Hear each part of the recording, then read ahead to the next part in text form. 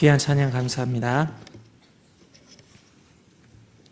스가랴 5장은 스가랴에게 본 6번째, 7번째 환상의 내용을 기록하고 있습니다. 이 두 환상은 이전과는 분위기가 좀 다릅니다. 지금까지는 격려와 위로의 환상이었습니다. 그런데 오늘 이 두 개의 환상은 심판에 대한 메시지입니다. 1절을 보시면 내가 다시 눈을 들어본즉 날아가는 두루마리가 있더라. 6번째 환상은 날아가는 두루마리였습니다. 길이가 20규빗, 너비가 10규빗입니다. 가로 9m, 세로 4.5m나 되는 거대한 두루마리입니다. 이 크기에 주목해 볼 필요가 있는데요. 이 열왕기상 6장 3절을 보면 솔로몬 시대의 그 옛 성전에 이 낭실이 나옵니다. 일종의 베란다인데요. 두루마리 성경을 넣었던 장소입니다. 이곳에서 제사장들이 율법을 읽기도 하고 때때로 재판도 했습니다. 그런데 그 크기가 가로 20, 세로 10규빗, 오늘 나오는 이 두루마리의 크기와 일치합니다. 다시 말하면 이 두루마리는 하나님의 말씀과 율법과 매우 밀접한 관계가 있다는 것을 가르쳐 주지요. 그렇다면 이 두루마기는 무엇일까? 이 3절 보시면 이는 온 땅 위에 내리는 저주라 말합니다. 율법의 근거에서 세상의 악을 심판하는 도구입니다. 3절 후반에요. 도둑질하는 자는 그 이쪽 글대로 끊어지고 맹세하는 자는 그 저쪽 글대로 끊어지리라. 도둑질한 자, 거짓 맹세한 자는 땅 위에서 말끔히 없어진다고 쓰여 있다. 그대로 될 것이다. 도둑질은 10계명의 8계명이고요. 하나님의 이름을 망령되이 일컫는 것은 이 3계명에 해당합니다. 도둑질하는 자, 맹세하는 자는 10계명을 범하고 있습니다. 이들에게 나타날 일이 무엇인가? 4절 만군의 여호와께서 이르시되 내가 이것을 보냈나니 하나님께서 저주를 보내십니다.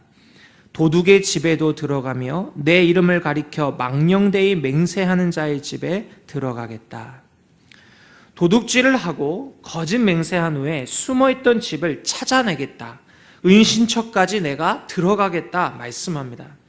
출애굽 때에 하나님의 심판이 각 집집마다 임했던 것처럼 오늘 하나님께서 이 범죄한 이들에게 저주를 찾아가겠다 하십니다. 4절 후반 그의 집에 머무르며 그 집을 나무와 돌과 아울러 사르리라. 저주가 집에 머물 것이다 말합니다. 집을 나무와 돌과 아울러 사른다. 완전히 망하게 될 것이다 말씀합니다. 하나님의 심판은 중구난방이 아닙니다. 즉흥적이지도 않습니다. 말씀대로 기록한 대로 경고한 대로 시행한다. 오늘 말씀하고 계십니다. 7번째 환상도 같은 맥락입니다. 무엇을 보고 있느냐? 천사가 스가랴에게 묻습니다. 스가랴가 답하죠. 에바입니다. 에바는 22에서 24리터 정도의 곡물을 담는 용기고 이 측량 도구였습니다. 그런데 이 에바 속에 한 여인이 앉아 있습니다. 이 여인은 누구인가? 8절을 보시면 그가 이르되 이는 악이라. 악으로 상징되는 여인입니다. 계시록 17장에서도 보면 많은 무리에 앉은 큰 음녀를 소개하는데 악을 여인으로 표현하고 있습니다. 8절 보시면 이 여인을 에바 속으로 던져놓죠. 그리고 나부로 된 뚜껑으로 덮습니다. 뚜껑을 열고 나오려는 악을 봉쇄하는 것입니다. 악을 감금시켜 놓은 것이고 악을 통제하고 계신 것입니다. 9절을 보시면 학의 날개를 가진 다른 두 여인이 나타납니다. 그리고 악의 상징인 여인이 감금되어 있는 이 에바를 옮기죠. 스가랴가 묻습니다. 이 에바를 어디로 옮깁니까? 그러자 11절 신할 땅으로 간다. 이 신할 땅은요, 바벨탑을 쌓았던 곳입니다. 하나님을 거역했던 장소입니다. 우상숭배와 불신앙을 상징하는 땅이 바로 이 신할 땅이죠. 이곳에 지금 집이 지어지고 있다 말씀합니다. 그리고 이것이 그들의 처소가 된다. 악들이 거할 처소다라고 말씀합니다. 이 말을 이제 풀어서 설명하면요, 이스라엘아, 너희의 죄가 계속된다면 조상들이 심판을 받고 바벨론으로 잡혀갔던 것처럼 너희 역시 같은 형벌에 처하게 될 것이다 말씀하시는 것입니다. 신명기 28장을 보면 하나님의 축복과 저주에 대한 말씀이 나옵니다. 율법에 순종하면 복을 받는다, 불순종하면 저주를 받는다. 아주 분명합니다. 바벨론 포로에서 귀환한 백성들의 삶은 굉장히 어려웠습니다. 70년 동안 방치되었던 도시를 재건하는 것은 힘든 일이었죠. 황폐해진 땅에서 생활고가 이어집니다. 미래는 항상 불확실합니다. 도둑질을 하고 때로는 이 혐의를 모면하기 위해서 하나님의 이름으로 거짓 맹세까지 합니다. 나는 절대로 그 일을 하지 않았다. 사람들은 곡물 18리터를 담아놓고도 20리터를 담았다고 속여 팔기도 합니다. 부당 이득을 취하는 일들이 비일비재하게 이 백성들에게서 나타났습니다. 그리고 이러한 일들이 아무렇지도 않은 듯 일어나고 그렇게 살아가고 있었던 것이죠. 이스라엘은 불순종하면서도 하나님의 축복을 바라고 있었습니다. 그들에게 하나님은 저주의 메시지로 그들을 돌이키게 하십니다. 회개를 촉구하시는 것이죠. 영국에 이 데이브 알레드라는 코치가 있습니다. 잉글랜드 웨일즈에서 이 대영 제국 훈장을 수여받은 사람인데, 영국의 축구 이 프리미어 리그 선수들이나 영국 국가대표, 골프 선수 등 아주 유명한 선수들을 코칭을 했습니다. 결정적인 순간에 극대화되는 최고의 기량을 발휘할 수 있도록 탁월하게 도운 사람이었죠. 근데 이 데이브 알레드가 위압감을 느끼는 상황에서 어떻게 최고의 기량을 발휘하게 합니까? 질문을 했을 때 이 원리를 설명합니다. 불안을 흥분으로 바꿔라, 불안을 설렘으로 바꾸라고 조언을 합니다. 다른 방법이 아니라 생각을 바꾸라는 겁니다. 불안할 때 그걸 흥분으로, 불안할 때 이걸 설렘으로. 포로 귀환 후에 재정의 어려움이 있었습니다. 사회적 인프라는 미비했고 불안정한 안보 상황에 놓여 있습니다. 이때 이스라엘이 이러한 불안을 하나님께서 새 일을 행하실 것에 대한 흥분으로 바꾸었다면 역사는 달랐을 것입니다. 조금 덜 먹고 조금 덜 갖고 조금은 불편해도 하나님께서 인도하실 것이다. 설렘으로 기다리고 순종했다면 이스라엘의 역사는 또 다르게 기록되었을 것입니다. 시험을 당했을 때, 이런 결정적인 순간에, 그리고 이런 압박감, 위압감이 닥쳐왔을 때에 죄를 짓지 않고 순종했다면 어떠했을까요? 오늘 우리가 불렀던 찬송처럼요, 너 시험을 당해, 이 결정적인 순간에 범죄치 말고 용기를 다해 물리칠 수 있는 우리가 될 수 있기를 바랍니다. 우리 구주의 힘과 위로를 구하면서 불안할 때에 죄를 짓는 기회로 삼는 것이 아니라 하나님의 도우심과 일하심을 보는 설렘으로 주님을 바라볼 수 있는, 기대할 수 있는 우리 모두가 될 수 있기를 예수님의 이름으로 축원합니다. 근데 오늘 이 말씀에 보면요, 이 날아가는 두루마기는 3절 온 땅 위에 내리는 저주라고 했습니다.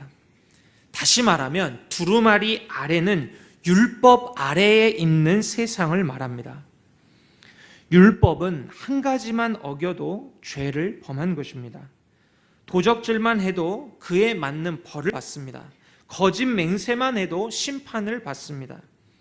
율법을 온전히 다 지킨 사람은 아무도 없습니다. 율법의 행위로 의롭게 될 수 있는 사람도 없습니다. 나는 다 지켰다, 거짓말하는 사람입니다. 우리 모두 이 율법의 저주 아래에 있었습니다.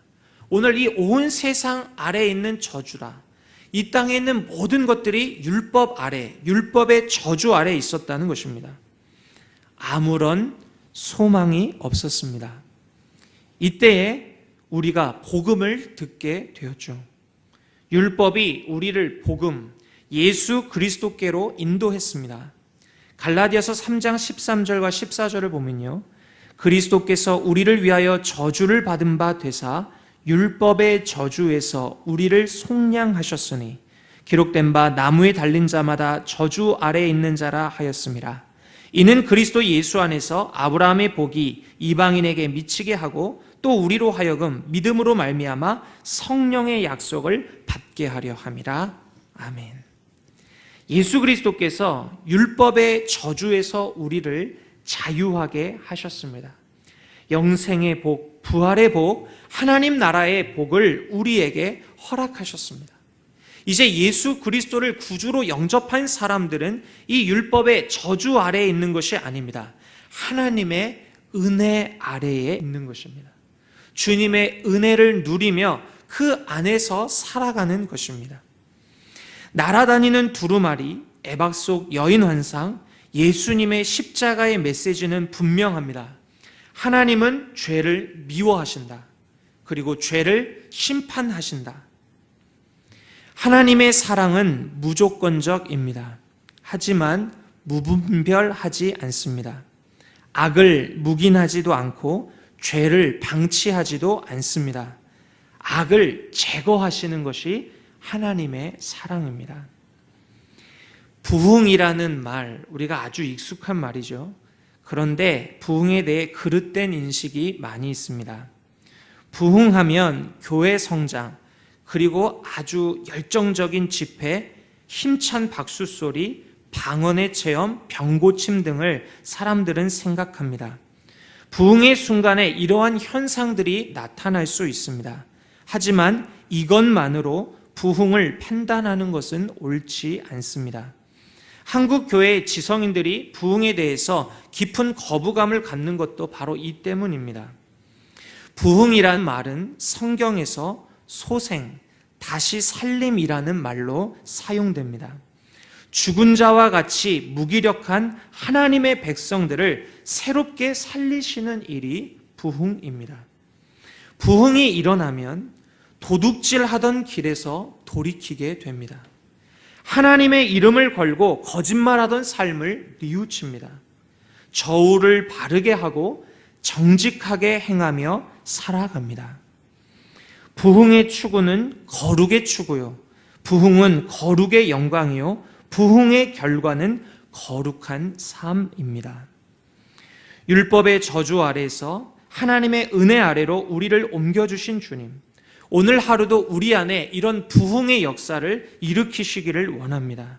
죄와 싸우고 거룩을 추구하는 우리가 될 수 있기를 바랍니다. 나와 우리 가정이 우리 교회와 한국 교회에 죄를 미워하고 죄를 멀리하고 죄와 싸우면서 하나님의 거룩한 부흥의 이 일들이 일어나기를 간절히 원합니다. 기도하겠습니다.